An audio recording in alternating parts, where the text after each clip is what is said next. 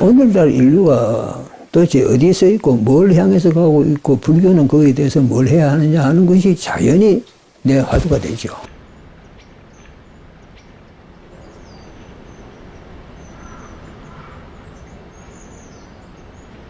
조금 이건 후황하게 큰 소리죠. 괜히. 그런데 불교라는 게 원래는 나는 그렇게 크다고 봐요. 응? 불교 자체가. 왜? 진리니까.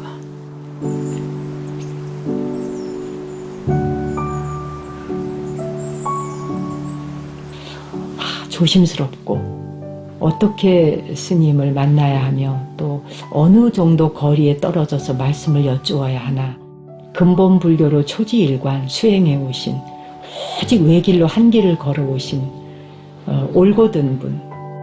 여전히 그 어떤 수행의 깊이, 지적인 그 넓이, 뭐 이런 것들이 뭐 남다르신 분이다. 너무 맑으세요. 당신을 드러내지 않으려고 하고 또 그것 때문에 사실은 이제 고요하게 계신 것이 아닌가. 근데 그렇다고 해서 드러내지 않는다고 해서 활동을 안 하신 게 아니라 정말 조용하게 그 전법 활동이라고 하나요? 예, 그걸 꾸준히 하셨습니다. 예.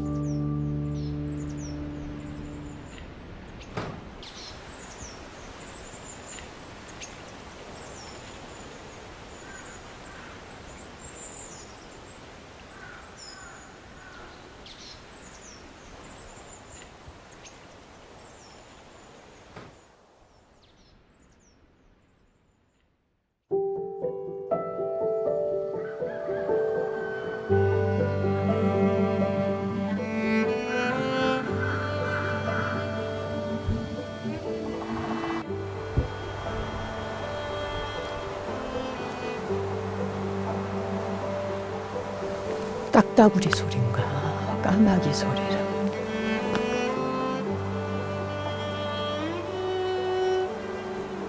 역시 지리산 오니까 공기가 좋다.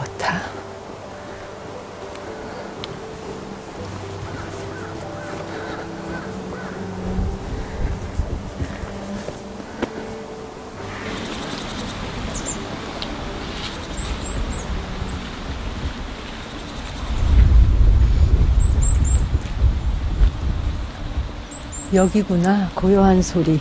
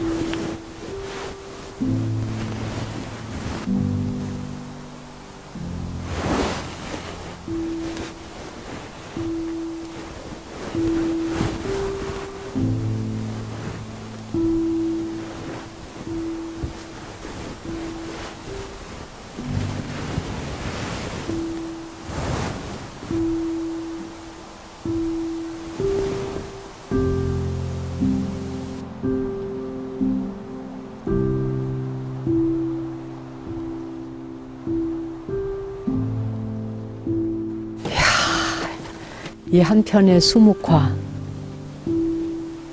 부처님께서 아침마다 이곳을 내려다보고 계시는 그 그윽한 미소만으로도 고요함 그 자체이고 평화 그대로이네요. 뭐라고 표현할 수가 없을 정도로 아름답네요.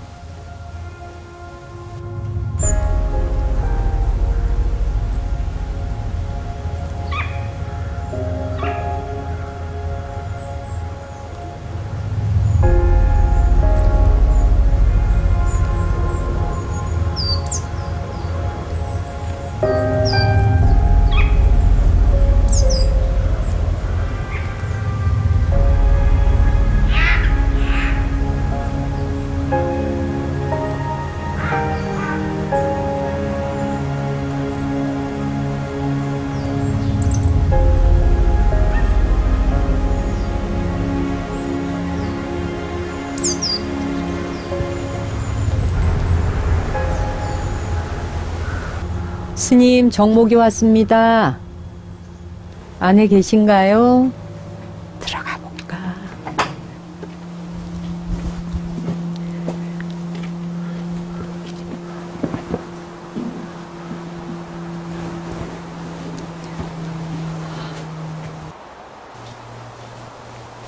오시네. 스님, 예. 아유, 스님 정진 중이신데 제가 이렇게 방해를 한 거 아닌가 모르겠습니다. 예, 스님 여기 어쨌든. 앉으시죠. 제가 서울에서 왔으니 절을 드리겠습니다.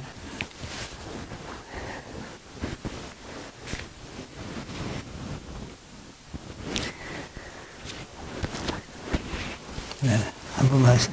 스님 오늘 해 바뀌고 왔으니 삼배 드리겠습니다.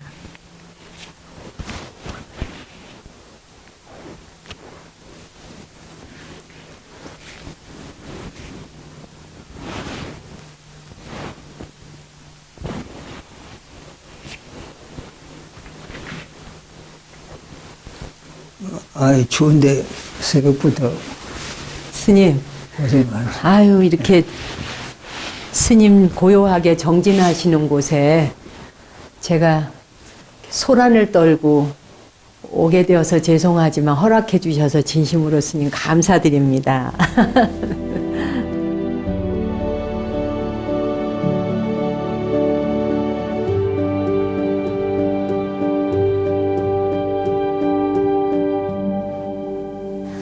야, 스님이 이런 곳에 계시니까 그렇게 정정하시고 맑으신가 보다 그냥 혼자 상상하면서 왔습니다.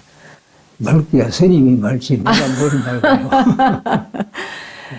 그동안 스님 작년에 제가 배웠었는데 서울에서 그간 어떻게 지내셨는지요? 뭐 나야 뭐 똑같죠. 똑같으세요? 여일하시게. 뭐 할 게 있나요? 아무것도 안 하는 게 최상이지 뭐. 스님 아무것도 안 하는 거 어떻게 해야 아무것도 안 할 수 있어요? 글쎄요, 건들건들 그냥 뭐 이래 사는 거지. 뭐. 건들건들 그거 아주 좋은 말씀이십니다. 그 세상 사람들이 좀 건들건들 할 일 없이 살면 좀 세상이 평화로워지겠죠? 그래 돼야겠는데 사람들이 요새 다 너무 긴장하고 너무 경쟁하고 네. 무엇이 추구하는 바가 너무 많아. 예. 특히 돈. 돈을 추구하다 보니까. 돈. 아마 그러는 동안에는 세상이 안 편하겠죠. 아, 스님 어쨌든 이렇게 환영해 주시고 그 스님의 이 고요한 처소에 난데없이 객승이 날아들어서 번잡스럽게 해드리는 거 아닌가 싶은 마음은 있지만 어쨌든 오라고 허락해 주시고 환대해 주셔서 감사합니다. 아, 스님 오늘 이따 일정은 어떻게 되십니까? 어떻게? 스님께서 평소 하시는 우리 일상 뭐 나야 항상 일 똑같은데 네. 이제 좀 네. 몇 시나 돼서 지금 9시 25분. 네. 서 나가서 한 바퀴 이제 포행 좀 하고 네. 아, 포행 나가실 때 저도 같이 따라가도 되겠습니까? 갑시다. 네. 나는 아침에는 이제 뒤에 혼자서 가고 예. 하루에 2번 해요. 2번이요. 와. 뭐 2번 하는 이유는 내가 부지런해서가 아니고 네. 내 건강을 네. 유지하는 마지막 방법이지요. 아, 스님 그 정말 대단한 정신력이십니다. 아니요, 뭐 자꾸 이 나이 먹는다는 게 네. 결국 경직화되는 거 아니에요? 예, 예. 굳어져 가니까요. 네. 뻣뻣하게 이제 굳어가. 내가 몇십 년을 요가를 했는데도 네. 소용없어요. 나이 앞에서는 네. 결국 자꾸 굳고 예. 힘도 자꾸 빠지고 이제는 뭐 다른 건 다 놓아버리고 네. 나이 든 것까지는 좋은데 네. 뭐 병을 또 앓는 것도 뭐 혼자 앓는 건 좋은데 남에게 배를 끼치면 안 되잖아요. 그러니까 늙어가면서 폐를 끼치는 건 안 된다. 그래서 포행을 하루 2번씩 하시는 거예요. 그래서 운동을 열심히 해서 예. 알아 눕지 않도록 최선을 뭐 다하는 수밖에 없고 네. 또 그 이상 뭐 딴 거 할 게 있나요? 스님께서 주신 그 말씀을 저도 명심해야겠습니다. 저도 뭐 일하다 보면 바쁘다는 핑계로 사실 그 육체에 대해서 소홀할 때가 좀 많거든요. 그러시겠죠. 예. 근데 스님 말씀 드리니까 제가 정신 바짝 차려야겠습니다. 글쎄요. 그건 뭐 내가 나이 탓으로 하는 소리고 아직 스님이야. 그거 아직은 좀.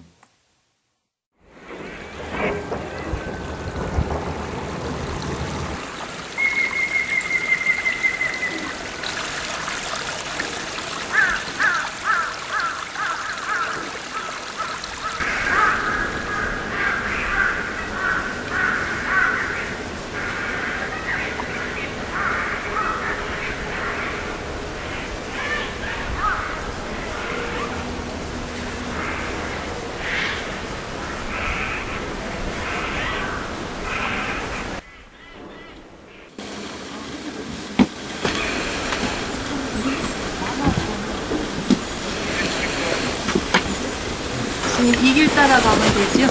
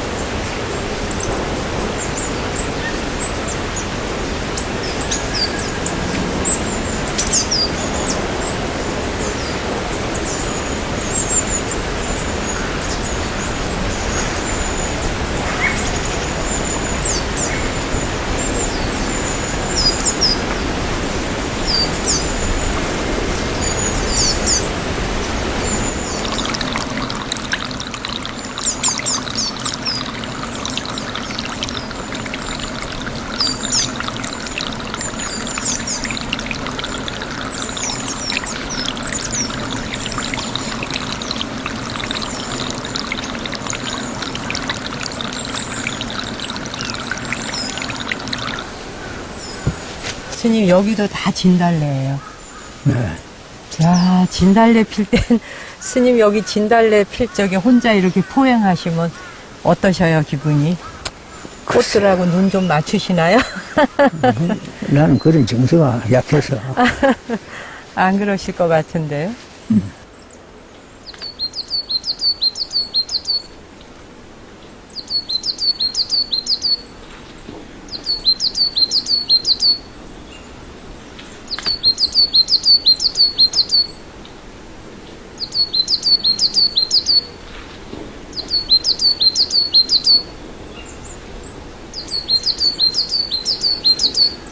이 지구 온난화 문제, 네, 이 사막화 문제, 네, 이런 것이 굉장히 네, 나에게 좀 필요 이상으로 절박하게 고민하게 느껴져서, 되시는. 네네. 여기에 대해서 우리가 네. 어떻게 대처해야 옳은가. 이 불자 입장에서는, 특히 스님들 입장에서는 그럴 수가 없죠. 왜냐면 인류에게 어떤 살 길을 네. 열어줘야죠. 네, 네. 누가 열겠어요? 문제가 많다, 걱정스럽다, 그건 누가 못해요. 다 하지. 길을 열어줘야 될 거 아니에요. 네. 그러면은 인류에게 고를, 아직 그게 고인데, 고의 문제를 제기하고 해결의 길을 제시한 게 불교 아니에요. 네, 네. 그렇죠. 그러면 이 시대의 고를 해석해서 그 길을 여는 역할은 스님들이 맡아야죠, 당연히. 네. 저희들에게도 하물며 속인들에게도 뭐랄까 법 이야기가 아닌 것은 이게 쓸데없는 말을 하지 않는 것으로 그렇게 권고를 하시는데 이 말씀을 하면은 에너지가 많이 나가는데도 누가 물어도 이제 스님께서 그 설명할 때 그야말로 지극정성으로 최선을 다해서 상대가 알아듣도록 그렇게 해주십니다.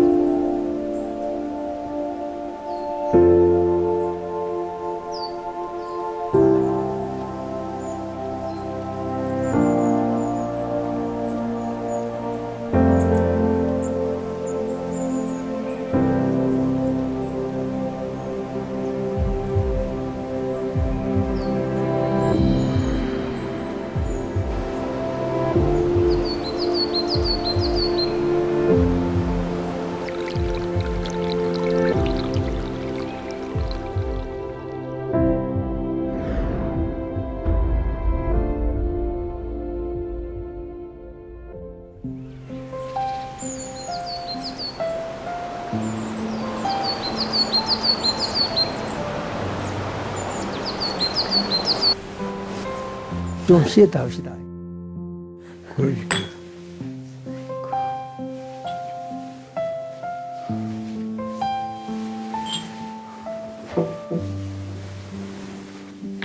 모두들 그렇게 애쓰신 덕분으로 불법이 흥왕해야 할 텐데.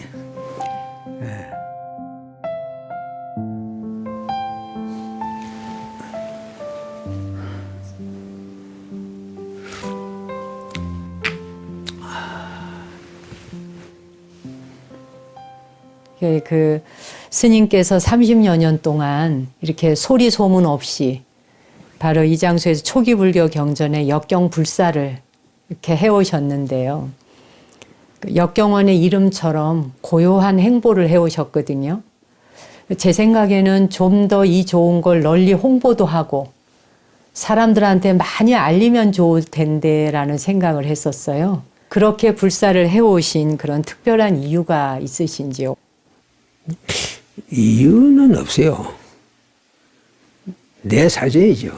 사정. 내가 무슨 뭐 기력이 좀 뭐 넘쳐나서 뭐 다 얼마든지 오면 올수록 좋다 이런 정도 되면 또 그래 했을지도 모르죠.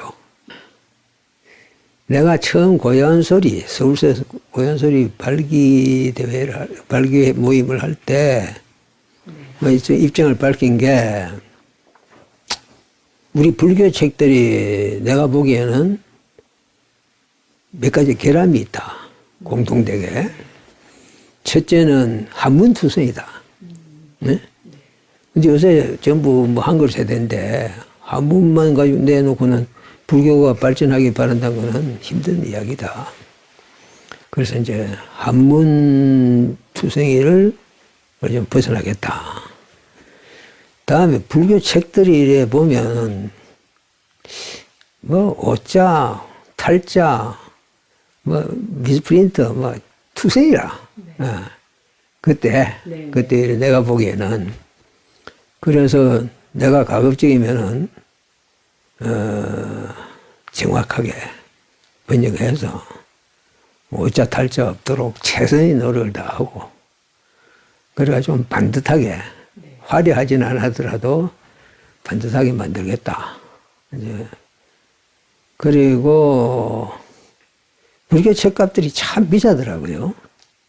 그 책방에 물어보면 책이 안 나가기 때문에 비쌀 수밖에 없다고 해요.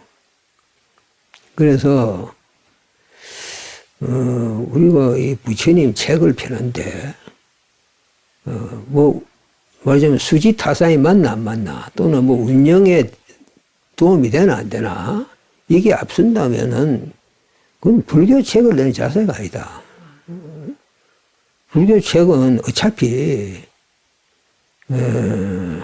만중생에게 일일이 찾아가서라도 권해서 제발 좀 읽어주십시오 해야 할 책이지.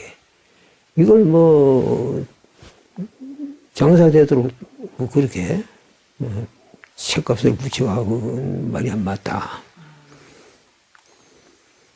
그런데 지금도 여태까지는 그래요. 너무 싸다. 500원, 1000원인데 스님 그거 그러니까 그 사람들이 팔아봐야 예. 정말 자기들은 이문이 없는 거예요. 전혀 없죠. 네. 이문이 없으니까 네. 그러니까 뭐 좀 지금도 그 불평이 많죠. 네. 잘 안 해주려고 하죠. 네. 지금은. 부담 없이 어쨌든 고전소리 책을 독자 손에 넘겨주는 것도 우리가 해야 할 일이 하나라요. 그러니까 뭐 그렇게 한 거고.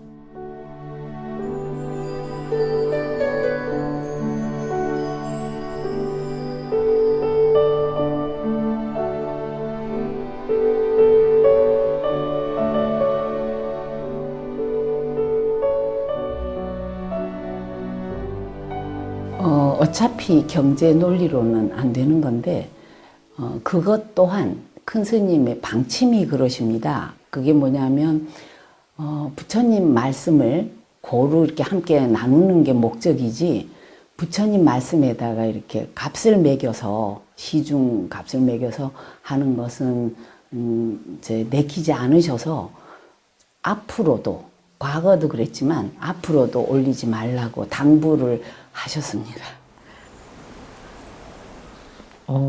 뭐랄까요? 아, 불교에 이런 내용이 있나? 아, 그리고 불교의 가르침이 이렇게 신선하고, 뭐 쉽다는 말로는 표현하기 어렵고요. 왠지 이대로 실천해 가면은 거기 어디에 부처님이 계실 것 같은. 아, 이게 붓다의 생생한 음성이구나. 아, 부처님께서는 우리에게 이런 가르침을 주셨었구나 라고 하는 걸 깨달으면서 좀 충격적이기도 했고 굉장히 신선했죠. 손바닥만 하니까 이게 세로로 꽂지를 못하는 거예요. 그 제목에 보여야 되니까 이제 가로로 이렇게 있단 말이에요. 유일하게.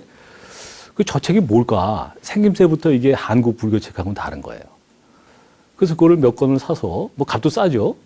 그때나 지금이나 뭐 1,000원이 안 되는 가격인데 사서 보니까 이거는 진짜 다르다. 일종의 충격을 좀 받았습니다, 제가. 왜냐하면 이거는 무슨 한문을 기반으로 한 것도 아니고 현대적인 언어로 아주 쉽게 지금은 일종의 제가 피난처로 생각을 하고 있죠. 어려울 때마다 갈 수 있는 그 근본불교 가르침, 우리나라에서는 뭐니 해도 그 고요한 소리 책자들이 그 중심에 있다고 생각을 합니다. 예. 이 한국 불교사 1600년 불교사의 일대 사건이고 영원히 불교사, 우리 한국 불교사에 남을 사건이라고 생각을 합니다.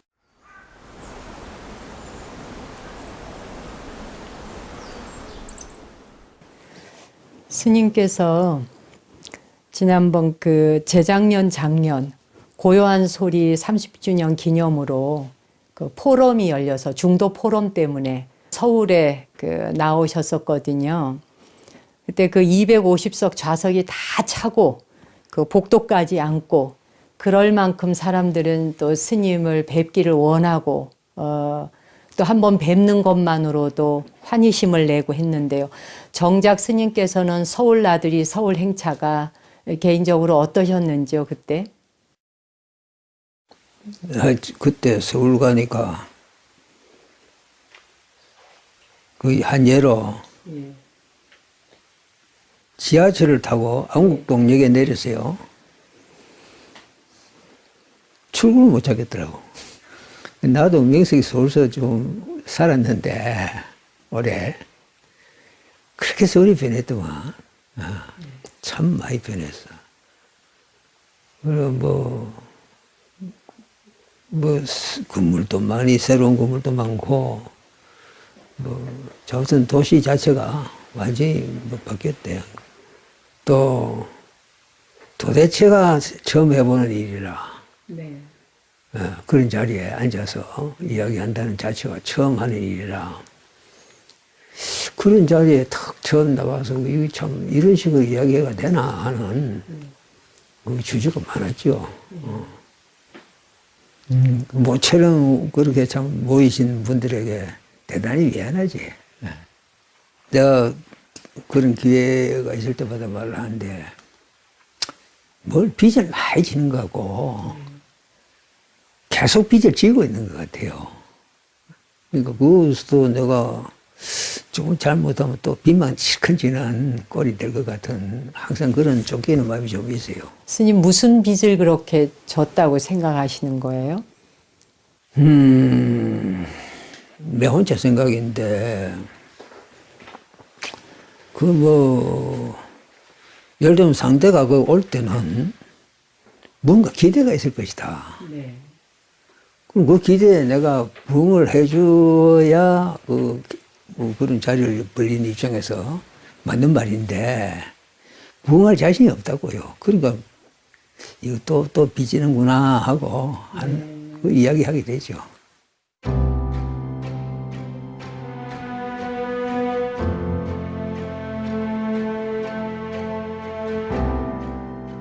우리 스님께서 저에게 법명을 지어주실 때 살, 활, 소리, 성자를 지어주셨다고요. 그 뜻을 제대로 저는 잘 못 쓰겠습니다. 근데 다시 가만히 지금 이제 세월이 지나면서 생각해 보니까 살리는 그 활자로 뜻을 두지 않았을까. 그리고 그걸 말하자면 부탁하신 게 아닌가. 살려야 된다. 불교 중도가 이 시대에 할 일이 있겠다. 첫째, 종교를 살려내야 되겠다. 또 신을 살려내야 되겠다. 그리고 인간도 살리고 자연도 살려야겠다. 10분의 1이라도 조금이라도 할 수 있다면 부처님 뜨는 바둑에 장기알로서 그냥 그렇게 쓰여지는 그게 내 역할일 것이다. 예, 지금부터 중도 포럼 종합 토론 시작하겠습니다. 맞습니다. 이게 사실은 중도는 말로 설명할 때요, 항상 유에 떨어지거나 무에 떨어질 위험성이 항상 있습니다. 저는 제가 처음부터 좌장을 하려고 했던 게 아니고, 저는 고요한 소리를 정말 깊이 고마워하고 이 시대에 정말 그 중심을 잡아주는 불교 단체이고 또 사회에 꼭 필요한 그런 공동체라는 생각을 해왔는데, 제가 좌장을 해서 막 앞으로 나가서 이끌어가고 하는 것은 뭐 그렇게 막 하고 싶지는 않았어요. 근데 중도라고 하는 주제를 듣는 순간 해야 되겠다. 중도는 이건 종교에 국한되지 않고요, 또 시대나 어떤 사상에 갇히지 않는 누구나 다 공감할 수 있는 주제라는 생각이 들었어요.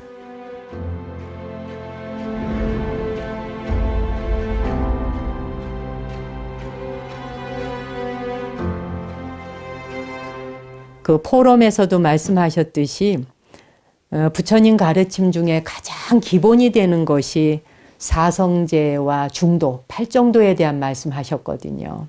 그 스님께서 말씀하시는 부처님 가르침의 기본이라는 게 오늘 우리 시청자들을 위해서도 한번 들려주고 싶은데 그 기본이 도대체 무엇인가 그걸 강조하시는 그 이유를 좀 듣고 싶습니다. 부처님이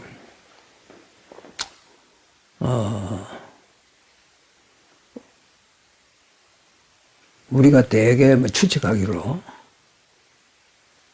부처님이 무슨 사람을 처음부터 모아놓고 무슨 대법회를 하면서 어떤 격식에 맞게 말씀을 하거나 이런 것 같지는 않고 그때그때 만나는 사람마다 대기설법을 하셨단 말이에요. 네. 부처님도 그 신통 중에서도 특히 그 숙명통과 천안통을 그 3명에 넣었잖아요. 육통 중에서도. 그만큼 그 상대를 파악하고 그 맞춰서 이야기하는, 말하자면 비단지고 이야기하는 그것이 굉장히 관심을 쓰신 건데, 뭐 그런 법문들을 이제 후세에 모아놓은 게 경안입니까? 그래서 어떻게 보면 상당히 그 다양한 법문이 나오죠. 그때 상황에 따라서, 대상에 따라서 다양한 법문이 나오는데, 그러나 시종일관하는, 부처님 표현대로 하자면 처음도 좋고 중간도 좋고 끝도 좋다. 이 법문은. 그 처음, 중간, 끝이 좋다는 말은 뭐냐면 어떤 숨이 일관되는 핵심이 있다 이 이야기죠. 나는 그게 기본이라고 봐요. 숨이 일관하는 그 핵심, 그게 기본이고, 그 기본이 그럼 뭐냐? 팔정도죠. 그 팔정도가 진리인 소위가 뭔가? 내가 이걸 중요시하니까 너도 이거 무조건 따르라 하면은 설득력이 없겠죠. 그런데 이제 부처님은 일단 당신이 깨달았다고 하는 그 연기, 이제 이거는 사실상 그게 이제 핵심인데, 그 연기에 입각해서 이제, 그리고 연기는 누구나, 깨닫지는 못하더라도 인식하기는 참 쉬운 거 아닙니까? 일반인들이 연기를 인식하기는 스님 쉽지 않은 것 같습니다. 연기라고 표현하면 되게 어려운데, 네. 인과법이라 하면 쉽잖아요. 현대인들은 뭐 너무 지식 과잉이 돼가지고, 그래서 오히려 인과법 자체도 뭐 꼬투리를 잡고 하는데, 우리가 아주 소박하게 이야기를 해도 그 세상에 우연 아니면 인과인데, 그 우연을 어떻게 믿고 사노? 그렇잖아요. 그러니까 인과로 이야기가 정리가 되면 우선 생각이 정리가 되고 마음도 편해지고 불안감이 줄어들잖아요. 우연에만 믿고 살아라 하면 그거 어떻게 삽니까? 방향이 안 잡히죠. 안 잡히죠. 우연이라 그러면. 그러니까 이제 인과를 설해서 사람들로 하여금 일단 좀 첫째 편안하게 이제 살도록 해줘야 되겠고, 둘째 사유를 좀 더 체계화시키도록 도와주면은 그에 입각해서 온갖 것이 다 좀 더 합리적으로 돌아가게 될 것이고, 무질서한 비합리적인 것보다는 합리적인 게 좋죠. 그럼 합리성의 기초를 인과법에다 두면 보편적 설득력을 발휘하기가 쉽죠. 그건 부처님 지혜입니다.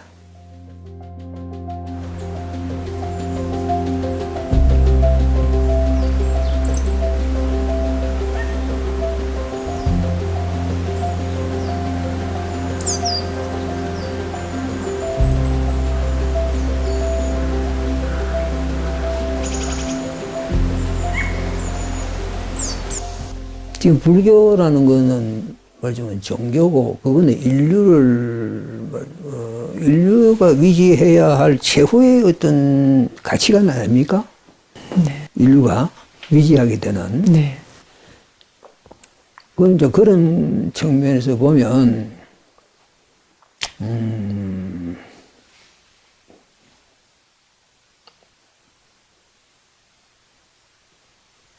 오늘날 인류가 도대체 어디에 서 있고 뭘 향해서 가고 있고 불교는 거기에 대해서 뭘 해야 하느냐 하는 것이 자연히 내 화두가 되죠. 네. 조금 이건 후황하게 큰 소리죠. 괜히. 그런데 불교라는 게 원래는 나는 그렇게 크다고 봐요. 네. 응? 불교 자체가. 왜? 진리니까. 네. 보편을 이야기하니까. 여기서 진리란 거는 여기서 맞는데 여기서는 진리가 아니다 하면 그건 진리가 아니거든요. 그렇죠. 어디에 가도 진리라 해야 되고 언제라도 진리라 해야 돼요. 그게 진리예요. 그럼 불교가 진리를 진다는 지금 이 시대에 인류가 이렇게 어떤 고난이랄까 위기에 처했을 때 역시 진리의 값을 해야 하는 거예요. 네. 그렇지 못하면 진리가 아니죠. 그럼 불교가 그런 진리의 값을 하기 위해서 부처님은 어떤 노력을 했고 지금 우리는 그 불교를 어떻게 생각하고 있느냐 하고 자꾸 돌아보게 되죠. 네. 안 볼 수가 없죠. 그렇죠. 그러다 보면 자연히 극단이란 거는 편견이고 편견이란 거는 좁은 뇌입니다. 네. 같이 있는 거예요. 그렇죠. 어디에. 그럼 같이 이걸 거부를 하다 보면 자연히 중도가 되는 거예요. 네. 큰 눈은 중도인 거예요. 네. 큰 눈. 스님 그 말씀 너무 좋습니다. 큰 눈이 중도다. 예.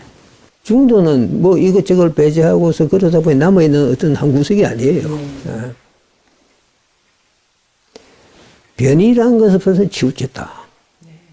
치우쳤다는 것은 좁다. 갇혔다. 그렇잖아요? 안 갇혔다. 큰 거죠.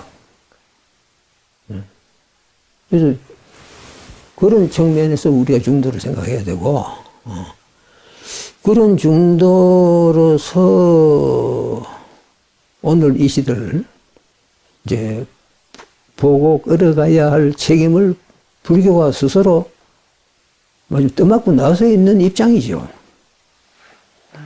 부처님 이래로 지금까지 또 앞으로도 언제나 인류는 고해 중생으로서 무명업을 지을 것이고, 그래서 항상 쫓기고 극단으로 몰리면서 말하자면 고생살이를 할 것이고, 인생살이가 아니라 고생살이라고. 네. 네. 네. 그 고생살이 하는 게 인류요. 범부요. 그 고생살이 하는 인간들을 고생을 벗어나서 참 인생살이를 하라고 이끌어 주어야 하는 게 불교입니다. 그렇죠? 네, 맞습니다. 이제 그런 측면에서 우리가 생각하면 불교가 그동안에 어떤 지역의 종교 또는 어느 시대의 종교로서 상당히 치우치는 그런 측면을 피하지 못했다고, 그동안. 어쩔 수 없이. 항상 정말 대도, 큰 그러한 가르침이라야 하는데, 어떤 때는 철학적인 사변에 치우쳐서, 그래서 공의공론을 일삼기도 하고, 그래서 중도는 정말 큰 가르침으로서 어느 시대나 인류에게 살 길을 열어주는 것이라야 한다고요. 정말 보편적 가치. 예. 어디에나 진리는 적용되는 것이다. 예, 언제나 어디에나. 언제나 어느 때나. 예. 그걸 부처님 당신도 그렇게 분명히 강조하셨어요. 네. 팔정도가 그게 해결의 길이다. 해결의 길이다. 시종일관 하셔요. 문제다? 그래. 고다. 문제라는 말은 고란 말 아니에요. 고를 해결한 길은 팔정도다. 다른 길이 없다. 이게 불교죠. 예. 뭘 그걸 이름을 중도라 붙였냐, 팔정도라 붙였냐, 사성제라 붙였냐, 뭐 십이연기로 붙였냐, 그게 문제가 아니에요. 네네네. 취지가 딱 분명해요. 불교는 팔정도. 왜 팔정도냐면 해결의 길이기 때문이다. 해결의 길이니까. 그럼 왜 팔정도 해결의 길이 되느냐 하는 게 이제 문제가 되죠. 네. 어느 가르침치고, 어떤 종교, 어떤 철학이 어떤 가르침치고, 팔정도처럼 인간에 밀착되어 있는 가르침이 없어요. 네. 첫째, 개에 해당되는 예. 정사, 정어, 정업, 정명 봅시다. 네. 이게 사람 살이 아닙니까? 그렇죠. 무슨 고원한, 고준한 어떤 이상이 아니라고요. 사람 살이요, 그대로. 그 이외의 정견, 정사, 또 정정진, 정념, 정정도 네. 다 우리 일상과 바로 직결되죠. 직결되어 있고 밀착되어 있는 거예요. 그래서 사람에게서 떨어져 가지고 사람을 가르치면 그거는 진리가 아니에요. 사람에게 떨어져서. 사람이 사실은 진리 구현체라야, 네. 그래야 맞고.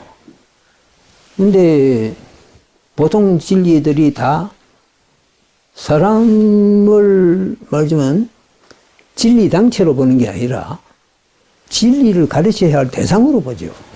네. 네. 기독교도 그렇고 뭐 모든 종교들이 다 그래요. 그렇잖아요? 네. 사람을 사람으로 보는 게 아니고 진리를 가르쳐야 할 어떤 대상으로, 학생으로 보는 거예요, 말이죠.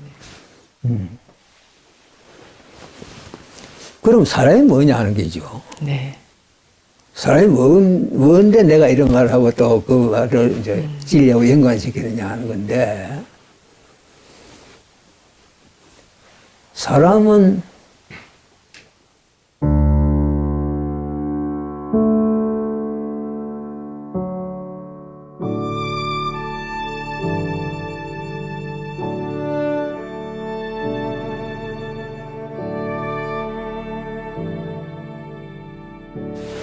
내 인생에서 돌아보면 전부 후회스럽고, 네.